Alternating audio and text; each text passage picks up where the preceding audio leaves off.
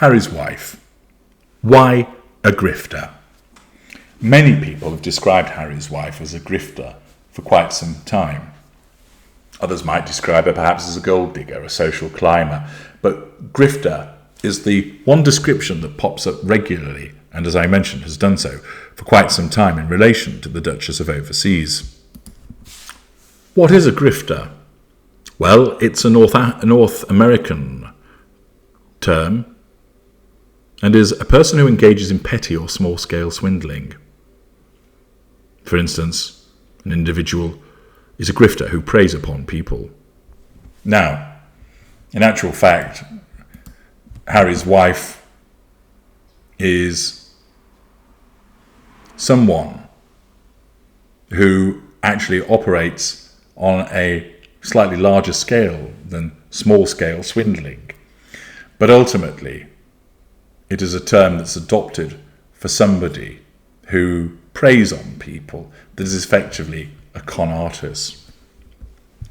Is it the case that Harry's wife has consciously decided, do you know what, I'm going to go through life conning people, I'm going to grift from them?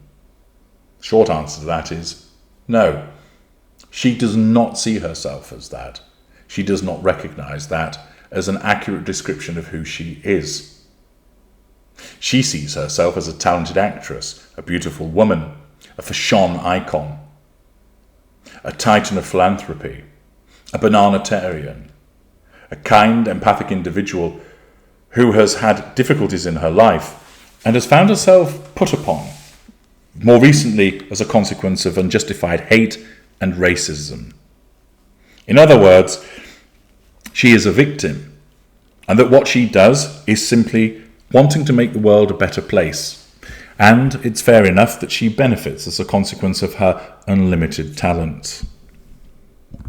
So therefore, she has never sat down and thought, here is a way that I can grift my way through life, because her narcissism does not allow her to see herself in that way.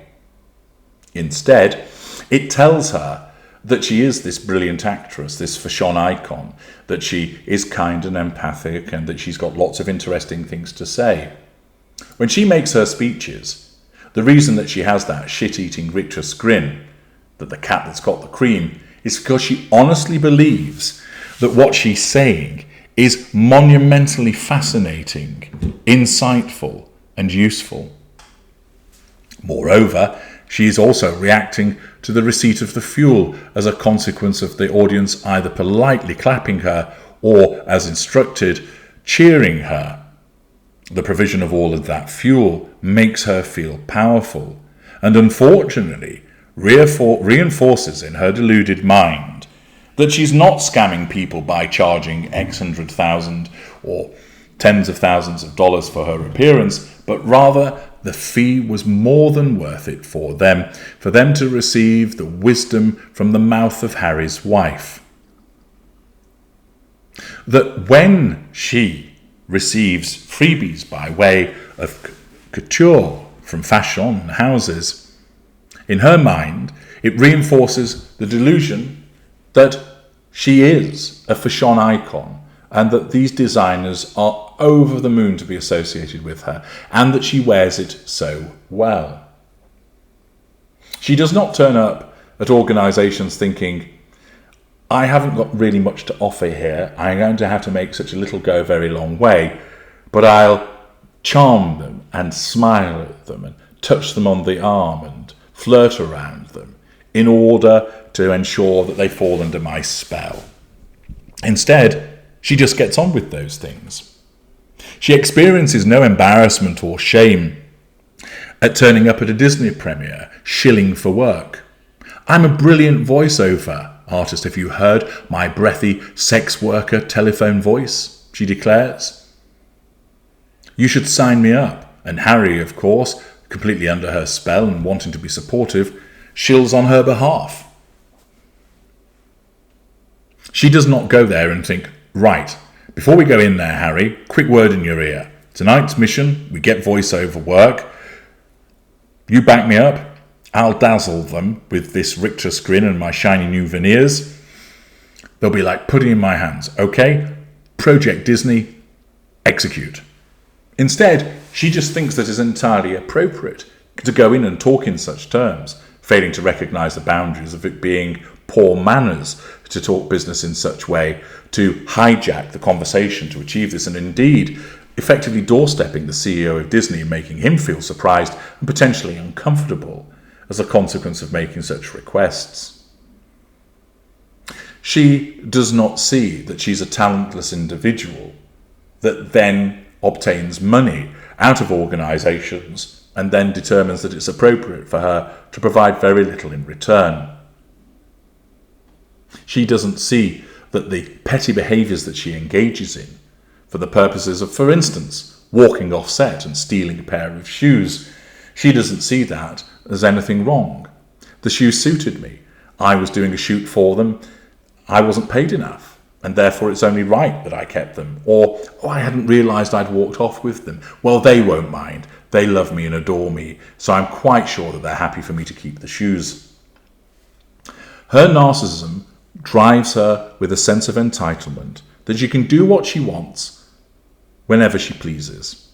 It functions with a lack of accountability, that she does not contemplate the ramifications of her behaviour, and that she just dismisses any suggestion that she's in the wrong.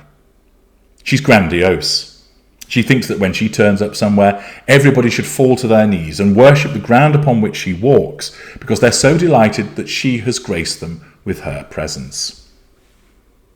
She is manipulative, although she does not realise this, doling out false flattery, false contrition, false compassion, cozying up to people, winking at them, flirting with them, triangulating them in a benign way in order to get what she requires.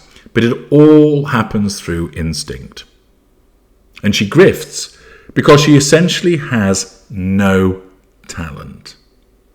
She has no real ability other than the capacity for her narcissism to enable her to cause such a little to go a very long way.